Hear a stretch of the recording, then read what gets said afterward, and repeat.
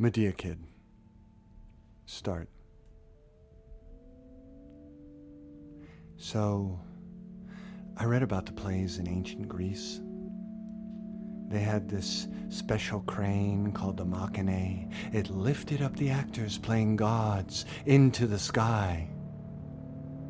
Medea was the first non-god to ride in this crane. When this whole thing started, I was living on campus. I didn't have a name back then. I still don't. But you can call me Oz or osmium. It's the densest material in the whole universe. I need weight to exist. Somebody gave me a letter. I never got mail, and I was so excited. I ran to my secret spot, tore open the envelope, and read these words. My dear son, sorry I murdered you. Forgive me for that. And come see me sometime so we can talk about it. Love, Mom, Medea. What? There were tears on my face and I fell backwards. I kept falling, for it seemed then the earth, or wherever I was, disappeared. Was I still on campus? I heard somebody ask, "Hey, you okay?" I tried to answer, but I couldn't. And I came to in the nurse's office. The nurse was all business. She shook her head and explained, "You're dehydrated and need to rest." I heard myself answer, "Okay." I did not mention the letter, for when people talk about time, what are they saying? That everything moves in time, but still. You see, it's all about circumstances. The time it takes for a cut to heal or explain that terrible mistake you made. Situations stretch like rubber bands. You have to be careful where you step and then snap.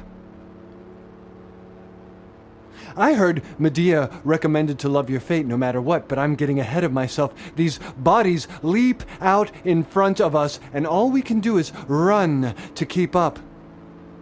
Well, after I blacked out and came to, they sent me back to the residence. The others were staring at me. Nobody said a word. "What are you assholes looking at?" That's what I would have said, but I didn't speak. I didn't dare. I wasn't going to let anybody know my true thoughts. And I asked myself then, is this place a graveyard? Is everybody here dead? They called it the campus, so was it a school? And if so, what were we studying? I heard the words, "Sorry I murdered you," and I passed out. Again.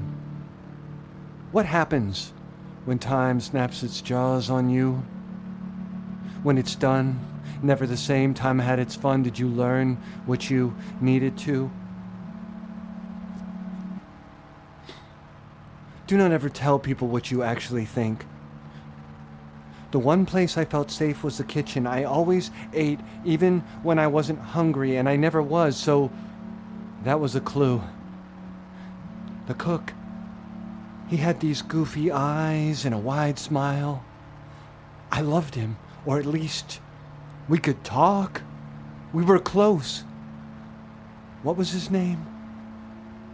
The cook told me stories about his life before the kitchen. He had a motorcycle and roared around everywhere without limits. I wanted to live like that, you know, reckless and out of time.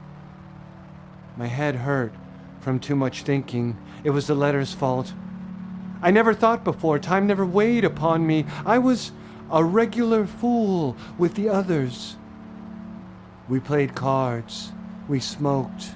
We took walks. We played video games. We stared into space. We were always bored, but so what? They kept us busy.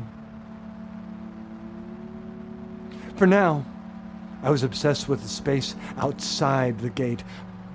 I wondered to myself, the people out there probably face all kinds of problems and chaos, but what if it makes them more alive, or at least feel that way? Behind the gate, we were preoccupied and dull. Suspicions moved in on me, and hypnotized by such thoughts, I went to see the cook. He was a true goofball, cracking jokes and cracking eggs. It was insanely hot in that kitchen, a happy hell, with the cook laughing, a friendly devil floating through steam, broken plates and silverware encrusted with sauce. I suppose the dead ate constantly, and the cook did seem more real than the others. "Hiya, pal!" He flipped an omelet and gave me one of his true goofball looks. I held up the letter from Medea. "What can you tell me about this?" I demanded in a voice that was too whiny and too serious. He dropped his giant spoon, grabbed me by the collar, and shook me. "Why are you showing this to me?" "I don't know. Sorry. Out by the dumpsters in 15 minutes. His look was so mean. I thought I ruined everything, but I followed his words, and I went out, paced in circles, turned back, and creeped behind the kitchen. I sat on one of the dumpsters. The sky was so heavy, I could barely breathe. I knew my situation was about to shift, the way you sense weather about to change. I lit a cigarette, attempting to be casual, and fell back inside the dumpster. The cook walked out, dumped 3 bags of garbage on me. "Don't move. Stay where you are," he whispered. "I brought you something to read." He tossed a book down to me, The Real True Story of Medea. "Read it and weep," he laughed. So there I was, drowning in garbage, my head spinning, and a new thought came to me. If this situation is a movie, I can't keep up. The frames are moving too fast. Amor fati, love your fate, for it is garbage, and it stinks. Is that how the philosophers might speak to us now? The cook whispered down to me, "There's only one way out of here now, through the garbage. Stay hidden, read that book, cover to cover, and don't you dare move. The truck will pick you up, carry you out beyond the gate, so be cool, whoever you are." Nobody ever said we were dead. They just said we were on campus. I never questioned the situation. Why would I? One time we were kicking a ball around and it smacked the gate. One of the guards flew out, a giant with no neck. He moved so fast, steam shooting out his ears. "Who do you think you are?" he sneered. "Never approach this gate. Avoid this gate at all costs. This gate exists to protect you." I looked down, muttered I was sorry, picked up the ball, and backed away. I never went near the gate again, though it was in my mind constantly. Fear and curiosity pull you in opposite directions, and this can make your brain shake. It was all the letter's fault. Underneath the garbage, I read about Medea. There was little else to do. I learned that Medea was a powerful princess. She fell in love with this sailor named Jason, helped him to steal this golden fleece. A fleece is not a sweater. She gave up everything, home, friends, family, all to be with this dude. A fantasy romance. Or maybe the will of the gods. Who can say? But Jason had his own ideas. He took off with this other chick, chasing wealth, sex, and power. At that point, Medea lost it, spitting blood and curses. She lured their kids back into their house and stabbed them to death. Then flew up into the sky in a magical chariot. Her grandpa was the sun, so they say. It was one hell of an exit. So what's the message? The Medea in the book was the same who wrote me the letter? Mom kills kids and becomes instantaneous celebrity? What did that make me? Nameless, blameless, invisible? I wanted to believe in the cook, my one true friend in the entire world, Or so I imagined. And something kicked on in me then like a motor. Maybe the smell. Stink of booze, banana peels, and rotten meat. I experienced all of it and thought of Medea. She could be my symbol. I would follow her into life inside the truck. This nasty motoring womb. A fantasy without proof, but it was all mine. The truck rumbled on. I heard voices. Were we near the gate? Soon I would be different with new thoughts and a new body, maybe. And the truck shook. Okay, I admit it. Sometimes I create fairy tales. A bad habit, but hard to break. It's a way to deal. I imagined I was swallowed by a giant. Not my idea. I saw this painting once by the artist Goya. Saturn devouring his son. Saturno devorando a su hijo. A blurry figure. A naked giant munching on a smaller naked body like a chicken wing. I found out it was the god Saturn or Kronos, god of wealth and war. Anyway, what was up with these stories of parents behaving badly? The gods loved smashing people's lives. It was their favorite pastime. I had too much to think about. I kept asking myself, why are you doing this? You could be back at the campus playing video games. But now this was in motion. For what? I kept my voice low in case anybody was listening. I didn't have a name, but I invented one. Oz, or osmium, the densest material in the whole universe. The cook gave me this book, and right or wrong, I was going to use it as a map to find my way to Medea. I needed to land somewhere.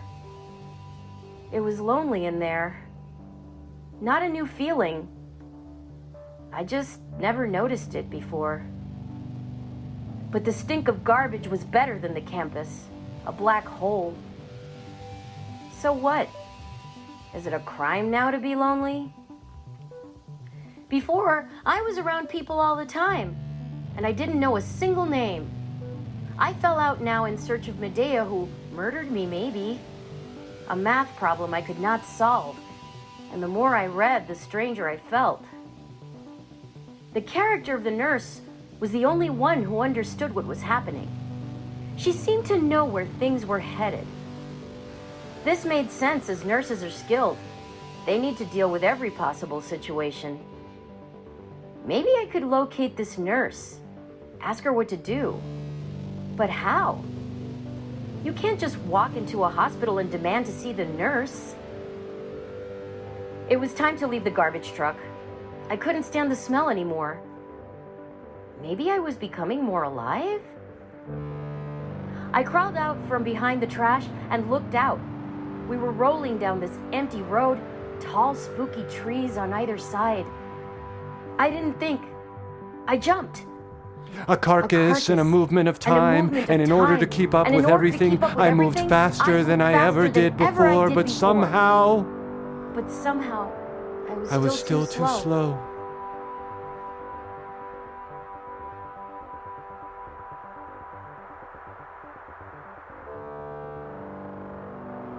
Chapter 3. He heard water and stumbled down below the trees, tried to wash off the muck in a stream. He thought, well, you escaped the campus. Congratulations, so what's your next move? Are you alive now, or even half alive? This idea of being a ghost, it made decisions feel less complicated. After all, what do ghosts have to do in this world? Assuming you're a ghost with a grievance, you go and haunt people all day long. He did not feel such anger. Mostly, he was confused and only required answers about Medea. Were they actually related? And if so, what then? He wasn't going back to the campus, not now. And the space between the trees opened up. The the sound of water. He lay back, clothes sinking into the mud, light melting between branches. There was bird song, and he drifted.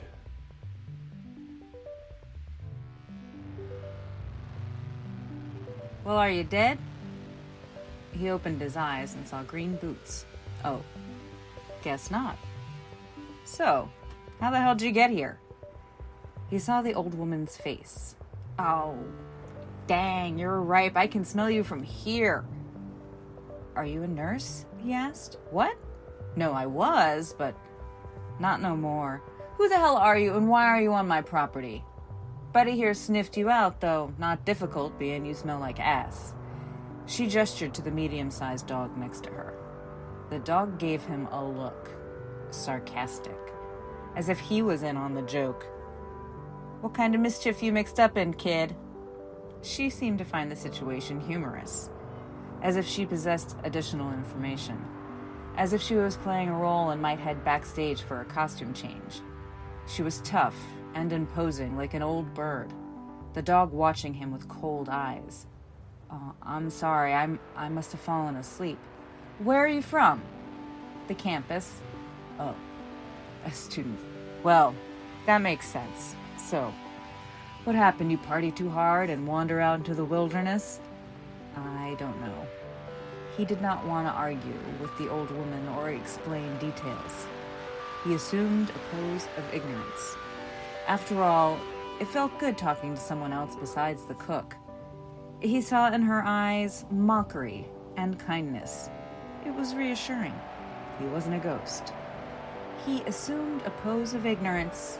After all, it felt good talking to someone else besides the cook. He saw in her eyes mockery and kindness. It was reassuring. He wasn't a ghost. She was speaking to him without crying or shaking. She looked him over again and shrugged. All right, come on, let's see if we can get you cleaned up and back to where you need to go. He followed her and Buddy to a dented blue truck. Buddy hopped in the back without hesitation. You ride back there with Buddy. I don't want you stinking up the cab. The truck rolled over a dirt track. His head ached. He took deep breaths of the morning air like a cure.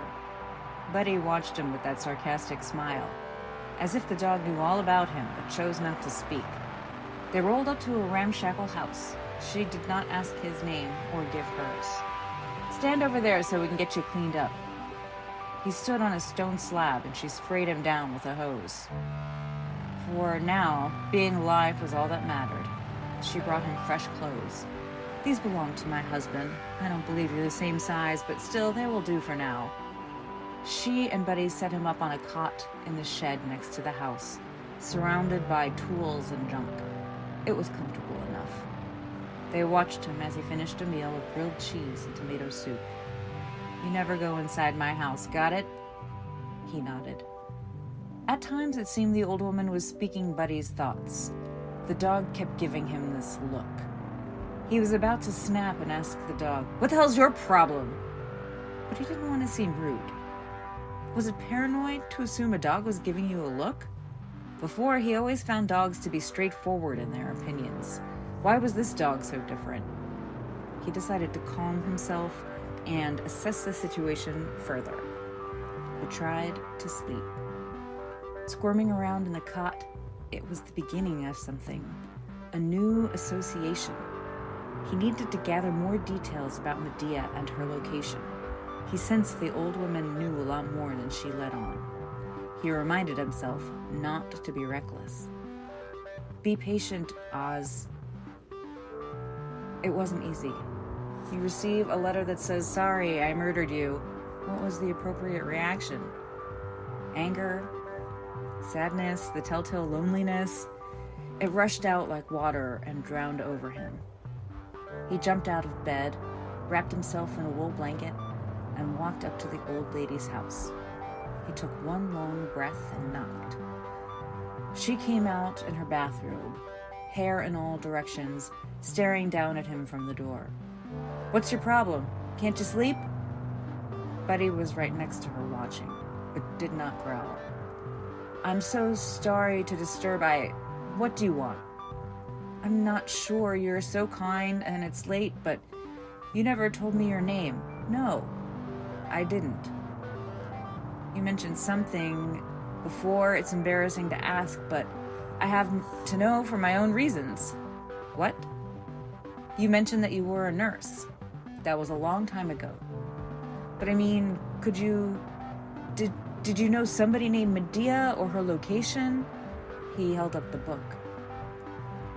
I got a letter from a person named Medea. I need to know who she is and why she wrote me this letter. She looked at him sideways and broke off laughing. Can you believe it, buddy? He's really out of his mind. Freaking out in the dark about some story he read in a book. Buddy the dog just watched, and she kept laughing. Slammed the door, but could still hear her inside. These fools, they don't even realize what they don't know. He stood frozen, staring at the door, then shook himself and wandered back to the garage and closed his eyes.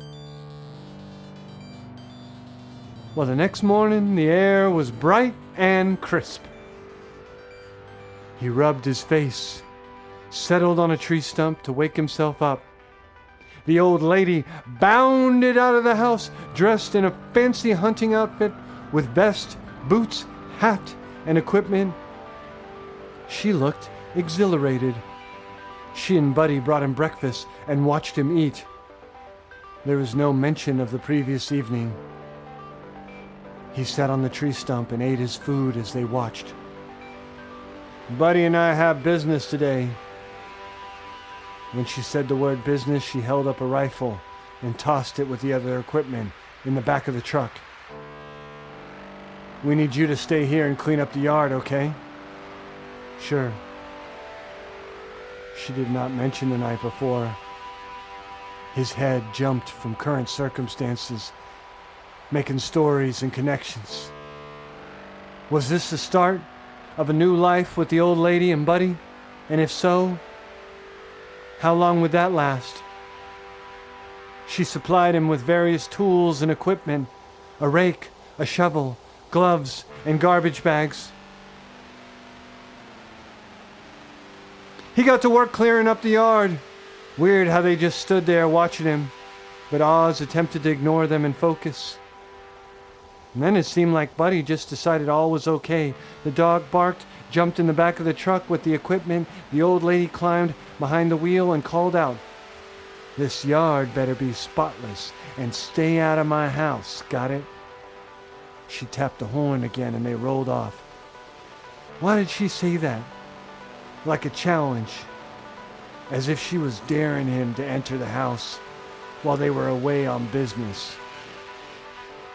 Oz decided to put it out of his mind and focus on the work. He liked the cleanup work and it felt good to be accomplishing, to be useful however he could. But the warning about the house followed him around, pulling on him like a magnet, and stories kept building up in his mind, his own body, not in time and space, watching himself like a movie. This was the beginning of a bad pattern. Oz listened for the truck and heard nothing, so he took a breath and moved up towards the house. The door was open. He passed inside, through a musty hallway, into a big living room crowded with heavy furniture, junk, and knickknacks. He was on the hunt, not sure for what. Another force was pulling on him, but also common sense. Get out of here, Oz. The old lady will be back any second. She's got weapons, you dummy. And he saw something by the telephone, the old style with a wheel to dial the numbers.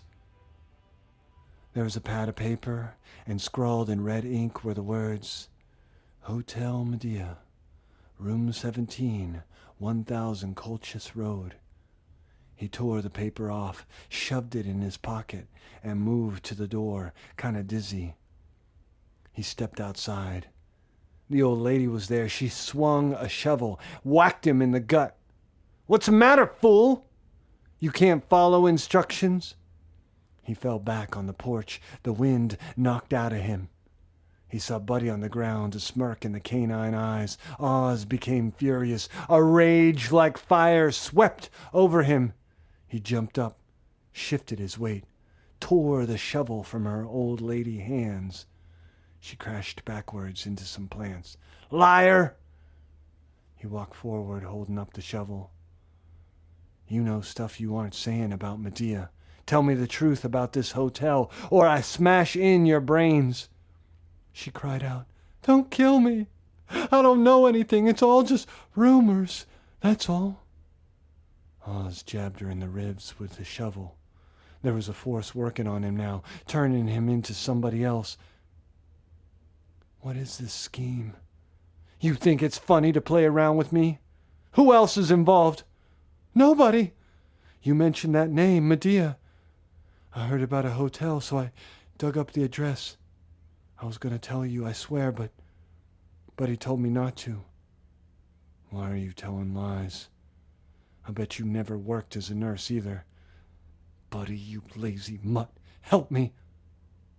But Buddy just sat back and watched him scrap, his canine eyes cold. Oz threw down the shovel. She blinked and cried.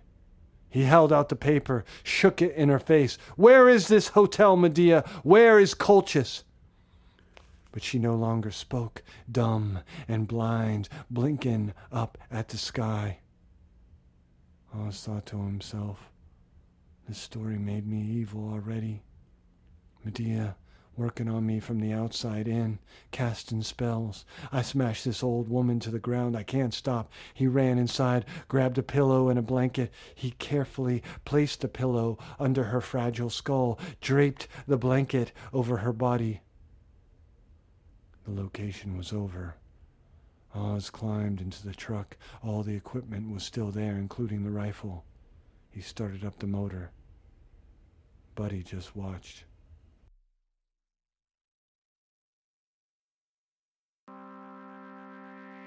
In the story of Medea, if only was the first line, if only, that we may second guess ourselves back in time, scratch out words and regret, if only.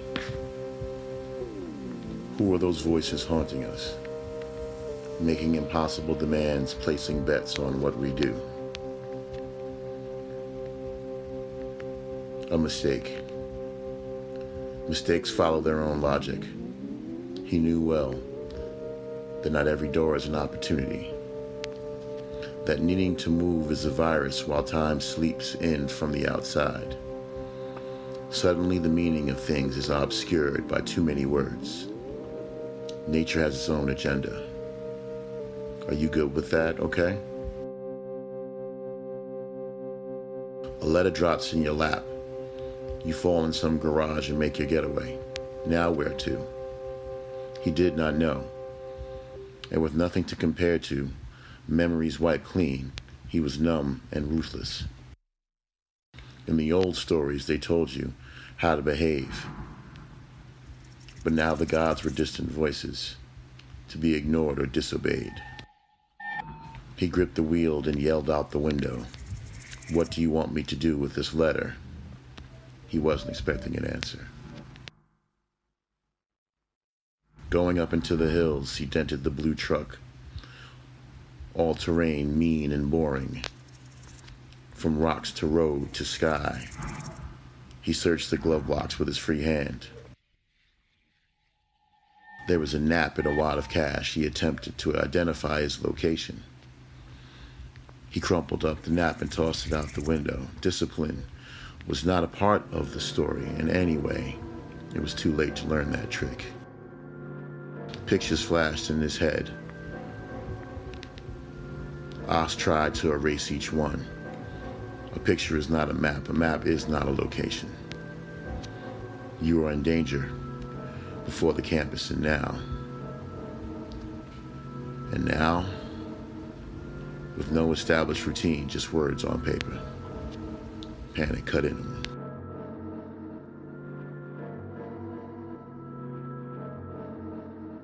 In the story of Medea, a group of women called the Chorus followed her around. warning about the future. They act sympathetic, but it's just a tactic to get close and learn her motives. Why? Why are they jealous?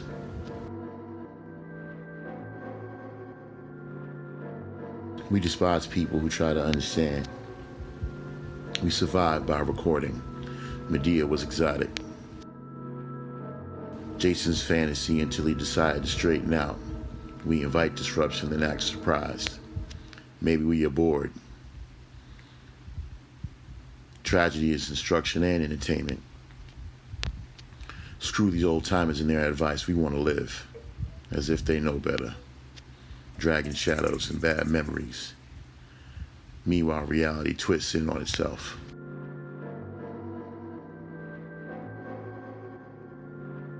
Up ahead at the gas station, a busted shack with one pump. Oz thought to himself, okay, it's worth a shot. At least get directions or a snack. He swerved the truck sideways and parked and hopped out. There were two identical weirdos sitting there. One looked happy, one looked sad.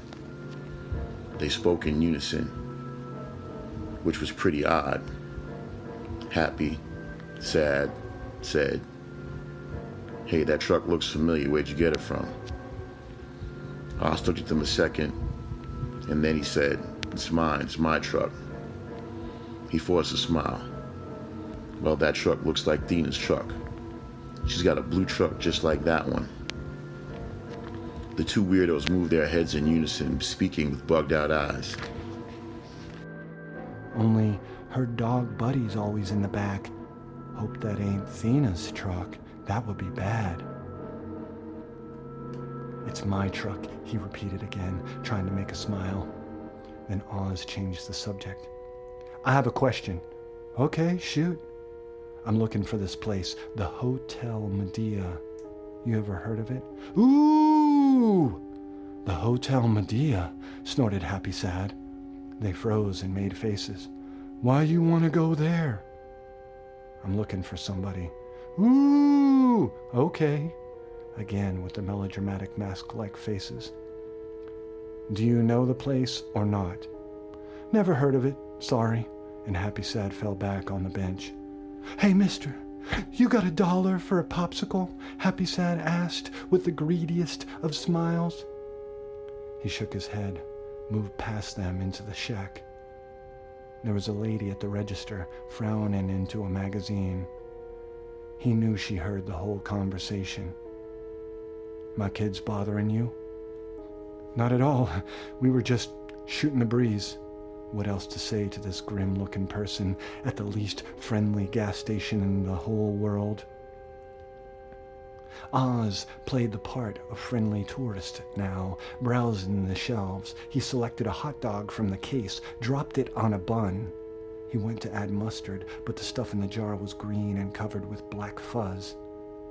The cash register lady snorted, waiting for him to complain. Oz held on to himself, moved on to fix a fountain soda.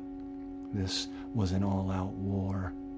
He walked up to the counter with his items and his phony smile. "Just this stuff and $20 in gas." She rang up the items with zero expression. Then he asked, "I'm curious, did you ever hear of a place called the Hotel Medea?" "Nope." "Okay." And he counted out bills from the money he found. "Stay away from that hotel." Her eyes narrowed into slits. "So you heard of it?" "Did I say that?" "Well, if you're warning me not to go, it seems you must know something about the place." "Well, aren't you a regular smartass? No wonder you make my kids nervous." She nodded to the door, where Happy Sad pressed their ugly mugs against the screen. "Get out of here, you damn punks!" she shouted. Happy Sad squealed and ran away. She shook her head and sighed. "Give me one of them reading glasses." He grabbed a pair from the case, handed them to the cash register lady.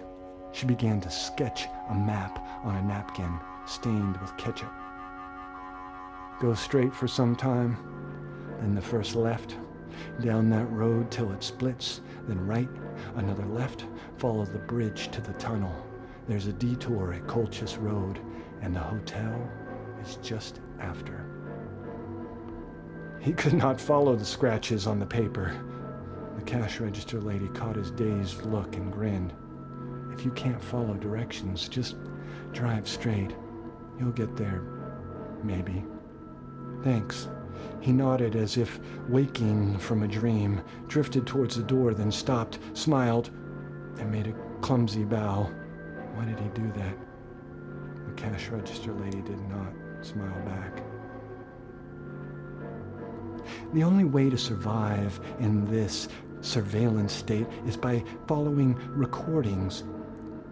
We know they're not accurate. Time creeps in like a virus. Holding papers, broken cups, we walk forward. When Oz walked out of the store, Happy said jumped off the bench. They ran to separate sides of the parking lot and performed a routine as if rehearsed a million times with bad acting. Happy held up a water gun, aimed it at Sad. I'm gonna get you. Oh no, please don't shoot. I will.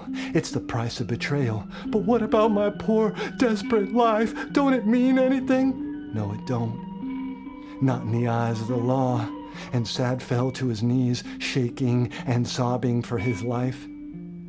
Oz watched this ridiculous scene. Then Happy spun around and sprayed him in the face with water. The two of them laughed like crazy. Oops! Sorry. Guess you got caught in the crossfire, screamed Happy. Collateral hit, squealed Sad. They laughed up a storm, their fat bellies bouncing under their identical t-shirts. Oz threw out the burnt hot dog and got back in the truck. Soon as he was back on the road, the sky cracked open. It was a rain without mercy, humid air choking around him. He cranked down the window, jammed his head out, and took heavy breaths. He tried to clear the windshield. He was going up in the dented blue truck, smoke blowing down the road. He needed a break. Oz steered the truck down into a ditch. He scrunched himself into a ball on the front seat and drifted. His dreams were silent, shapes without a story. A face was watching him with a tricky look. When he woke up, it was cool and still. Cicadas cut the night. He had a bad headache. Oz grabbed for the soda. He gulped back the remains. It was warm and flat. He called himself back, revved up the motor, and moved back into the road. There is nothing so dangerous as extending hope. Just then he heard a growl and skidded to a stop. The headlights caught the figure of Buddy, the sarcastic dog from Thena's house, waving papers above his head in the road. Was it the heat, the dehydration finally cooked his brain, or was he driving in circles this whole time? There was no choice now but to take the apparition seriously. He opened the passenger door and Buddy the dog hopped inside. They watched each other for some time and then Buddy spoke. Well, what are you waiting for? Get moving. You don't want to be late. For what? Are you shocked to hear me speak? No. It was true. Hearing the dog speak merely completed a thought. It was a reminder about instincts. If a dog seems like it can talk, it probably can. I'm not going back, said Oz. Back where? To her house, Thena, whoever, your owner. She's not my owner. I never said we were going there. So what? You want me to hitch a ride with a guy who stole her truck? Ah, you are so clueless, said Buddy. Here I was making a giant effort. For what? Not even a thank you? Or a kind word? Who knows why? Maybe it's a personality problem, but still, you could pretend to be grateful. The dog really was a self-important asshole. Please, oh wise canine, what truth am I missing? I can't offer you any truth. But up ahead is a place, the Hotel Medea. I know, that's where I'm going. Buddy rolled his dog eyes. So what's your plan? I don't have one. Then how do you intend to present yourself? I don't know, I haven't thought about it. I'm dealing with the stuff right in front of me, doing the best I can. Hey, I'm a dog, not a therapist. I can't help you with that stuff, okay? So what do you want me to do?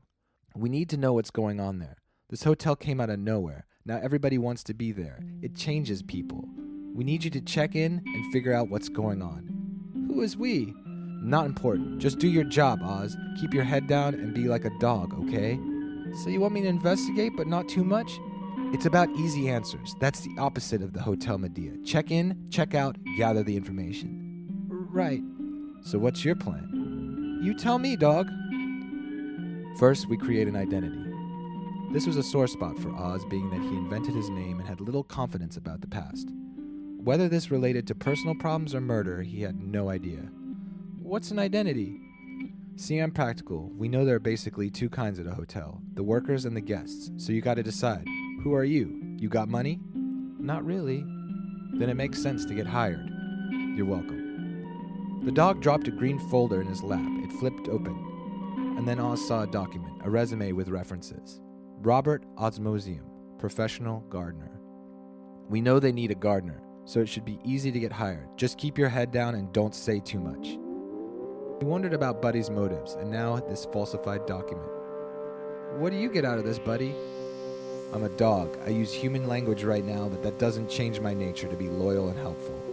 He had no reason to believe this information, but decided to go along with the plan for now. He reminded himself to be vigilant, to control his nerves. This need to connect was dangerous. Then Buddy said, "You can drop me off here." "It's the middle of nowhere." "I know where I am." Oz stopped the truck. The self-important dog pushed open the passenger door with his snout. He looked back and grinned. "Good luck, Oz guy." Then Buddy howled, ran into the woods. He peed on a tree and disappeared. Oz shook his head, pulled the passenger door shut, and started up the motor. There were too many questions in his mind. How much farther to the hotel? What was he supposed to do when he got there? How does a gardener act? What kind of information was he looking for anyway? His brain shut down, and he focused on the road.